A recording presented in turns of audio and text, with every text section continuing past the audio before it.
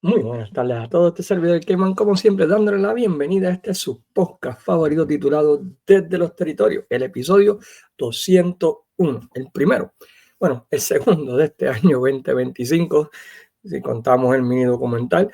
Y como saben, aquí cubrimos la historia de uno de los antiguos territorios de la lucha libre, uno de los años más famosos en la isla de Puerto Rico, una biografía de unos luchadores de la era de los territorios o cualquier otro invento que se me venga a la mente como esta semana. La realidad es que esta semana tenía otro podcast en mente, pero debido al trabajo del gran Luis Gómez, pues no se pudo hacer, debido a que le cambiaron el turno de trabajo. Y ustedes saben lo que sucede a veces con el trabajo, que te dicen una hora y después te cambian a otra. Así que el tema que teníamos, pues no pudimos hacerlo, así que tuvimos que dejarlo para la semana que viene. Así que a última hora sí tuve que tomar uno que tenía planeado para hacer en Stories from the Last Territories, traducirlo al español lo más rápido posible y tenerlo aquí para ustedes, para que no se pierdan de ningún episodio desde los territorios. Esta semana estaremos mirando a los mejores hombres grandes rudos que vinieron a la isla, los big men, los big guys, los big dudes que vinieron a la isla. O sea, básicamente todo luchador que se puede decir está entre las 290 libras en adelante.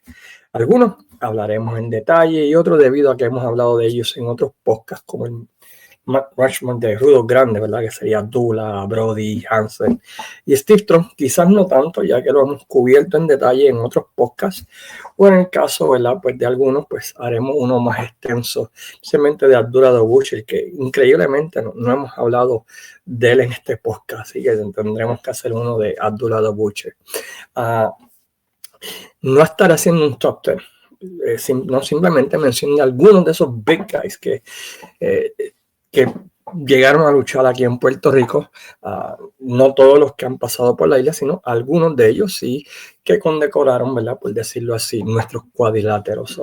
Antes de comenzar, queremos agradecer como siempre a las siguientes páginas por compartir y darle share podcast, entre ellas Pride of Wrestling, Historias del Puro, Guerrilla Wrestling Puerto Rico, Forjados en el Deporte, Fiebre Wrestling, la página fanáticos de la lucha libre Old School, La Vuelta, Trifulca Media, Pro Wrestling Puerto Rico Forum, Legacy Wrestling de nuestros hermanos de Bolivia, Simplemente Robbie, un podcast bastante interesante que pienso que deben chequear, 100% Wrestling Podcast, Pro Wrestling Hidden Gems y ¿qué más? Y todos aquellos, ¿verdad?, que de una manera u otra pues han contribuido al éxito de este podcast. Antes de comenzar, quiero agradecerle a todos los más de 3,000 personas que, ya sea en Facebook o sea en YouTube, han visto el mini documental Las Canchas de la Capitol, ¿verdad? Que ha sido todo un éxito, y agradezco a todos aquellos que han comentado, que han opinado, que han hablado, que han expresado pues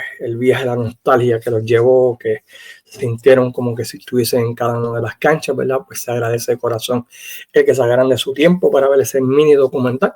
Nuestra meta es poder producir de vez en cuando contenido diferente, ¿verdad? Lo que es usualmente pues este podcast. Muchos me preguntaron que por qué no lo hice en audio. Pues pienso que era más un podcast visual, ¿no? que de audio, así que por eso fue que no lo hice.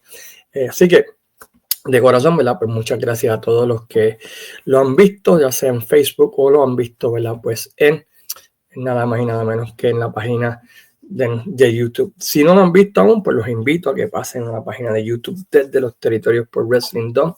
Dejen los comments, déjenme saber, ¿verdad? Pues qué les pareció, y esperamos, ¿verdad? Pues dentro de pronto pues tener uno mejor que este, si es posible, ¿verdad? Así que muchas gracias a todos de corazón, ¿verdad? Por el apoyo a ese mini documental que se hizo mientras estuve de vacaciones en Puerto Rico, y muchos me han preguntado que cómo me fue allá. Excelente, uno de los mejores viajes que me he tirado. Pude compartir con todos los amigos, con toda la familia casi, y pude ver sitios que nunca había visitado. Así que bien, sigue. Fue uno de esos viajes que te recarga la energía, por decirlo así. Así que gracias a todos que sacaron de su tiempo para ir a verme, para ver, para compartir y todo lo demás, y que me dieron buenas vibras durante ese pequeño viaje que nos echamos a Puerto Rico, mi pareja y este servidor. Bueno, pero vamos al tema, porque yo sé que ya 5 minutos y todavía no hablamos del maldito tema. Bueno, pues como mencioné, vamos a estar hablando acerca de los big guys que llegaron a Puerto Rico, y Estaremos hablando de esos hombres grandes en la isla.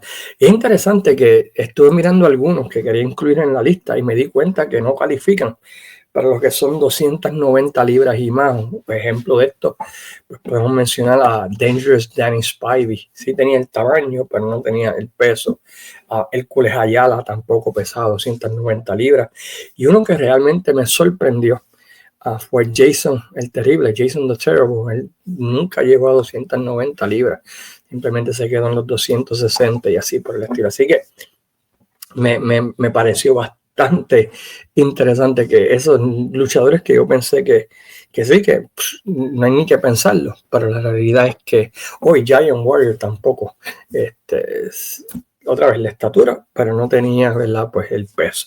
Y lo que trataron de mantener en 290 libras para arriba para cuestión de tener una temática interesante del podcast, ¿verdad? Me gustaría escuchar cuáles son los big guys o el hombre grande que ustedes se recuerdan. Así que pueden dejar los comments en cualquier momento, ¿verdad? Y dejarme saber. Pero vamos a comenzar con mi listita, que otra vez no es un top 10, sino más bien, ¿verdad? Pues una mirada a algunos de ellos. Y comenzamos con Eric the Red, un luchador de Dinamarca que medía 6 pies con 3 pulgadas y pesaba más de 320 libras.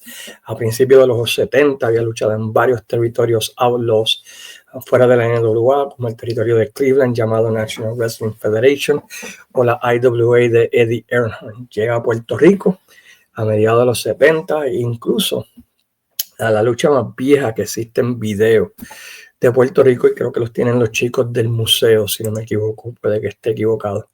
Es una lucha entre Eric the Red versus José Rivera, celebrada en donde más iba a ser, en la cancha bajo techo de Caguas. En Puerto Rico ganó los títulos de Puerto Rico y Norteamérica y tuvo un buen feudo súper caliente contra Carlos Colón y por supuesto contra José Rivera, entre otros. Luego de hacer campaña en Puerto Rico, comienza a luchar para el territorio de Florida, donde luego de unas grabaciones de televisión, su carro sufre un percance y se queda en esto, gente. En el proceso de buscar ayuda, es golpeado por otro carro le pasa por encima y luego de un par de semanas en el hospital fallece el 16 de noviembre a la edad de 40 y pico de años. Hubiese sido interesante si lo hubiesen traído para otra campaña, porque si tuvo éxito en medio de los 70, es de esperar que quizá a principios de los 80 le hubiesen dado otro tour de aquí en Puerto Rico, pero ya esa muerte tuvo que haber sido bastante dolorosa, ¿no? Del pobre Eric the Red. Gorilla Monsoon, uno de los accionistas originales de la Capitol, midiendo 6 pies y 6 pulgadas y pesando más de 400 libras. Hall of Famer, un luchador que lo tenía todo, lo podía hacer de rudo, lo podía hacer de técnico, luchó en la isla, ¿verdad? Tanto de rudo como técnico, tuvo feudos con luchadores de la calidad de Bruno Sammartino, Ernie Ladd, André el Gigante y con Carlos Colón. Puede que esté equivocado, pero busqué el video por todos lados y no lo encontré. Y si estoy en lo cierto, por favor confirmen, y si estoy equivocado también, porque todos los días se aprende, pero creo que el ángulo original de un ataque en una premiación fue un ataque de Monsoon a Carlos Colón, parecido a lo que sucedió con Hércules Ayala, de que Carlos Colón ganó el premio de luchador del año y Monsoon se quejó y lo atacó y eso llevó a un feudo entre ambas partes. Si mi memoria no me falla, eso fue lo que pasó. Y me acuerdo haber visto el video en algún lado, pero no sé si lo quitaron o qué sucedió, pero no lo encontré. Anyway, pero tuvo un feudo bastante sangriento con Carlos Colón. Hay varias luchas de ellos en YouTube. Pude ver una de ellas. También hay una lucha famosa de boxeo con André Gigante, que es bastante cómica y bastante interesante en YouTube. Así que chequenla si quieren ver a Monsoon cuando estaba en su prime, en todo su pick, por decirlo así, aunque ya para el 76, 77, su prime, ¿verdad? Pues ya estaba en la montaña y estaba empezando, como quien dice, a bajar un poquito, ¿verdad? Lo que es el prime de él como luchador, pero como quiera. El tipo increíble, y va a salir un libro del que recomiendo por Brian Solomon. Voy a tener una entrevista con él en las próximas semanas, así que espero que lo disfruten. A mediados de los 80, que estaba semi retirado, viene de técnico y su última lucha fue en el aniversario 83, donde puso over a Tamba, y creo que también fue donde él vendió sus acciones de la Capitol a Víctor Quiñones durante ese tiempo. Así que ese fue otro de los luchadores grandes que vino aquí a Puerto Rico durante la época de los 80. Otro que podemos mencionar que vino fue Ernie Ladd. Let me tell you something, Mr. Announcer. Midiendo 6 pies 9 pulgadas y pesando más de 300 libras. Él es jugador de la NFL, National Football League, y baloncesto colegial. Visitó la isla en varias ocasiones, no tan solo para la Capitol Sports Promotion, pero también para EONG Promotions y varias otras empresas que corrieron en los 70. Se convirtió en campeón peso completo de Norteamérica al derrotar a Carlos Colón el 21 de octubre del año 74 en un combate celebrado en televisión. Tuvo feudos contra Gorilla Monsoon, Hércules Ayala, Carlos Colón, entre otros, en diferentes tours en los 70. Su último run fue contra Carlos Colón a mediados y finales del 82, pero como dicen por ahí, ya para esa fecha, pues sus mejores días ya habían pasado. Hay una famosa lucha de él donde él pelea con Carlos y Dochik se mete y ataca a Carlos Colón para setear el otro feudo de Carlos Colón durante esa época. Otro luchador y uno que para mí pues no recibe el crédito que debe merecer, y pienso que quizás no sé si es que se les olvida a la gente o qué sé yo, que es nada más y nada menos que Kareem Mohammed, nacido en Atlanta, Georgia, con una altura de 6 pies 5 pulgadas con 341 libras de peso. Tuvo varias corridas exitosas en la isla y, como mencioné, es uno de esos que no recibe las flores que quizás deba recibir como uno de los hombres más exitosos en la isla de Puerto Rico. Su corrida en el 82, donde tuvo un feudo bastante decente con Carlos Colón por el título mundial de la WWC. También tuvo una corrida en el 87, donde ganó el campeonato de Puerto Rico y contra Mighty Eagle, y luego lo perdió contra Miguelito. Estuvo en una lucha en aniversario 87 contra Mighty Eagle en enjaulado. Otra vez, no es mejor en el ring, pero lo que hacía lo hacía bien y sabía cómo hacerlo. Y siempre pensé, es uno de esos nombres que siempre pues como que la gente no se acuerda de él de los 80, pero sí tuvo una corrida bastante buena. Y pueden chequear, hay muchas luchas de él en YouTube. Fue parte también de una pareja llamada el Sambuy Express, que también fue bastante exitosa en los territorios del sur. Próximo hombre grande que vamos a estar hablando, pues uno que yo creo que hemos hablado ya de él en podcast, pero vale la pena recalcarlo, ¿no? Y es Ox Baker, nacido en Sedalia, Missouri, quizás uno de los rudos más famosos en la historia de la isla, midiendo 6 pies y 3 pulgadas y pesando 350 libras. La realidad es que casi 42 años de su corrida en la isla es todavía recordado y temido por todo el daño que hizo de enviar a Invader al hospital, luego de darle varios puños al corazón, ¿verdad? Como ese famoso video de Hugo Sabinovich gritando, te lo dije, a ganar el campeonato mundial de la WWC, derrotando a Carlos Colón. Sus promos definitivamente eran de las mejores de esa época. El tipo, cuando te metía miedo, como decía, ¿verdad? Uno cuando chiquito, el tipo sabía lo que tenía que decir, cómo decirlo y cómo sonaba con su famoso bigote calvo y con su camisa que decía Like to Hurt People o The Master of the Hard Punch y así por el estilo. Aunque en el ring era malo, pero con él no era tanto la lucha, sino lo que llevaba la lucha, lo que lo hacía bastante especial. Así que Ox Baker fue uno de esos hombres grandes que también visitó a la isla. Conga D. Barbarian, nacido en Tonga Tupa, luchó acá, ¿verdad? Lo conocemos como The Barbarian en WWC o WWE, pero acá era Conga D. Barbarian, midiendo 6 pies con 3 pulgadas y 300 libras de puro músculo. Y uno de los 3 luchadores más tough que existen. Tuvo una excelente corrida en el 84, aunque no fue muy extensa, pero ganó el campeonato de Puerto Rico de manos de Hércules Ayala. Tenía como finisher una especie de backbreaker que te subía como para hacer un power slam, pero te dejaba aquí en el cuello y hacía el movimiento, ¿verdad? Hasta que la persona pues se rendía. Tuvo un buen feudo contra el Invader 1, basado en el Invader tratando, ¿verdad?, pues de salvar a su pupilo Joe Savoldi, quien tuvo varias luchas con Eddie Barbarian, incluyendo una, ¿verdad?, pues donde luego de ganar, pues con Eddie Barbarian ataca a Joe Savoldi, el Invader hace el salve y con Eddie Barbarian ataca al Invader, lo deja tirado y eso setea o establece lo que fue la lucha para aniversario 84, donde pues, como saben, ¿verdad?, no va a perder el Invader.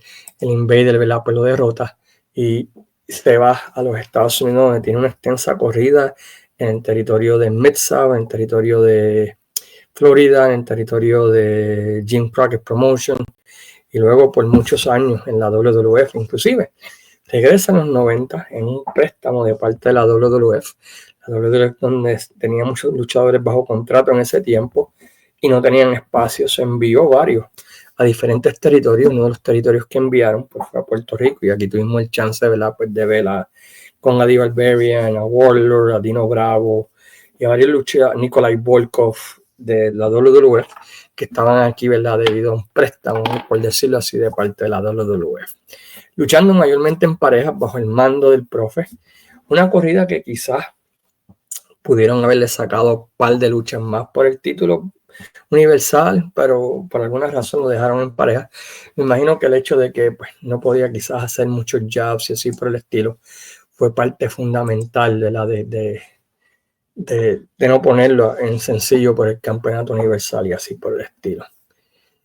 ¿Quién no se olvida o quién no se acuerda, perdón, de Kamala, nacido en Senatobia, Mississippi, USA, con una estatura de 6 pies, 7 pulgadas y pesando unas saludables 387 libras? Tuvo varias veces en la isla, más bien como atracción especial para carteleras grandes que en feudo extenso. Venía, hacía un par de semanitas y vámonos. Y era como funcionaba, ¿verdad? Ese tipo de luchador, más como atracción especial que como un luchador de largo tiempo, porque mientras más lo veía la gente, más sus deficiencias quedaban expuestas. Así que lo que hacían era eso, lo traían un par de semanas y vámonos para otro territorio. Fue el main event, o el evento estelar de la cartelera de Díaz Reyes en el Clemente frente a Carlos Colón.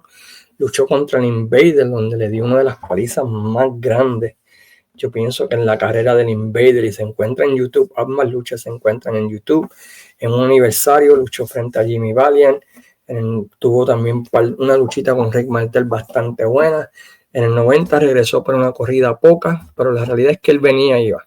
Nunca tuvo una corrida larga como la gran mayoría de los otros luchadores grandes que mencionamos en esta lista, y era por eso, porque era más bien como una atracción especial, ¿no? Y no podías exponerlo mucho. Otro luchador que tuvimos en ese periodo de los 80 fue luchador que llegamos a conocer como Grizzly Boone, nacido en Nicholsville, Georgia, USA, y midiendo 6 pies y 2 pulgadas y pesando 440 libras. Tuvo una corta pero exitosa corrida a finales del 87. Yo no era muy fan de él, pero no se puede negar que fue exitoso, ganando el campeonato de Puerto Rico frente al Invader, ganando el campeonato, luchando en Puerto Rico, perdón, frente al Invader, ganando el campeonato de la televisión, disculpen, y teniendo varias luchas. Creo que participó en un par de gran guerras y estuvo envuelto, ¿verdad?, durante ese periodo de transición de finales del 87, principios del 88. Otra vez, yo no era muy fan de él, pero hay que darle crédito. El tipo sí tuvo una corrida bastante buena en Capital Sports Promotion. Y otro luchador que tuvimos que califica bajo que es hombres grandes, por decirlo así, es Terry Scott Sopinski.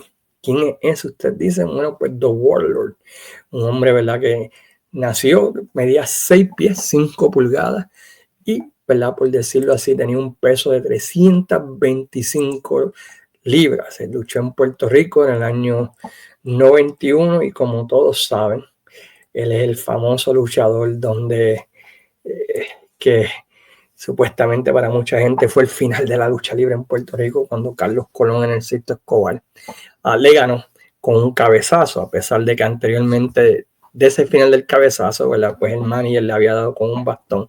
Carlos Colón le da el cabezazo. Yo creo que esa es la parte que mucha gente olvida, que ganó debido a interferencia del manager. El cabezazo fue cuando todavía The Warriors estaba, ¿verdad? Pues recuperando, ¿no? Por decirlo así, del ataque de su propio manager. Pero tuvo un par de luchitas, ¿verdad? Con Carlos Colón, y esa es la famosa lucha del Sixto Escobar, que para muchos, pecado, esa fue la lucha que acabó de enterrar la realidad o el misticismo de lo que es la lucha libre en Puerto Rico. Así que son algunos de los hombres grandes que llegaron a visitarles. Estoy seguro que ustedes conocen algunos más. Me gustaría escucharlos si olvidé de uno o de dos. Otra vez no quise mencionarlos todos, simplemente algunos que yo creo que son los más conocidos en papel, por decirlo así, pero estoy seguro que dejé. Mongolian Stomper, estaba chequeando, pero no pesa 290 libras. Tamba tampoco, bueno, por lo menos es lo que vi, decía 285, pero como era pequeño quizás se veía mucho más grande. Así que Hércules Ayala, como mencioné ahorita, tampoco. Pero si hay otro luchador de 290 libras que yo pasé por alto, pues me dejan saber en los comentarios y con gusto pues los incluimos. La semana que viene tenemos un episodio mucho más largo, esperamos volver otra vez a la normalidad otra vez. Básicamente fue a última hora, ¿verdad? Porque el tema que tenía originalmente con el brother Luis Gómez, pues se cancela a último minuto por cuestión de su trabajo y tenía y simplemente, ¿verdad? Pues lo transferí en español. Espero que hayan podido disfrutar de este episodio. Pueden, ¿verdad? Pues otra vez, si no han visto el documental, chequearlo en la página de YouTube desde los territorios por Wrestling Dome. Si piensan que a alguien le gustaría este tema, pues compártenlo con él para seguir creciendo lo que es este podcast. Mientras tanto, se despide su servidor, el Keyman, diciéndoles como siempre, sayonara, amigos.